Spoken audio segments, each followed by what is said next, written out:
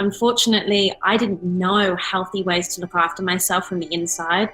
And everything that I was surrounded by was just telling me to restrict and to, unfortunately, do kind of damaging things to my body, just in the pursuit of this body ideal, this body standard that was very unrealistic for me.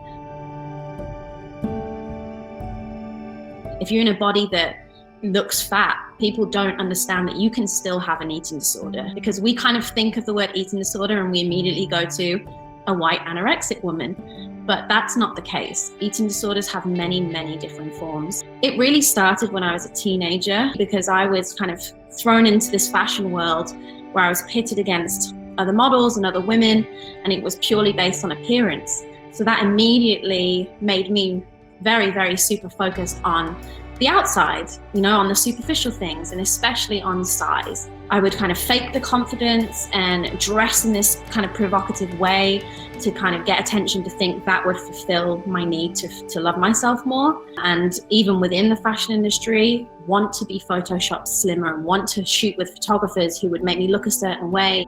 I was a US 6, if that, maybe a 4. And I was looking at myself in the mirror thinking that I was huge.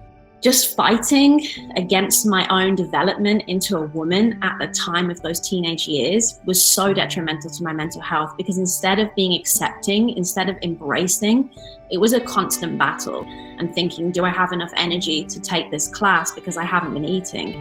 And I remember hearing about plus size modeling, going to the agency and saying, so I never fitted into this size. Is this possible for me? And them saying, no, you're too small to be a plus size model. It kind of clicked to me. I was like, okay, so there's a whole gap in the middle. I was like, there's models of this size and there's models of this side. And I was like, what if I'm literally the only one in the middle? Maybe I could market myself. Maybe I could kind of make that my thing. And so that's really where I managed to shift that mindset.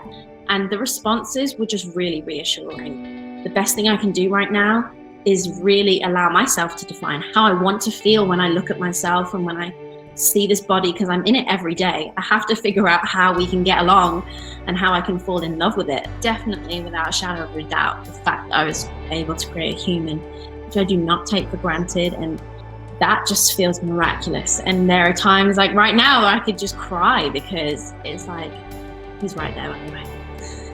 How did I make you? It's like, oh, how did I get to make you? So that's definitely just blown all expectations of how grateful I could be for my body.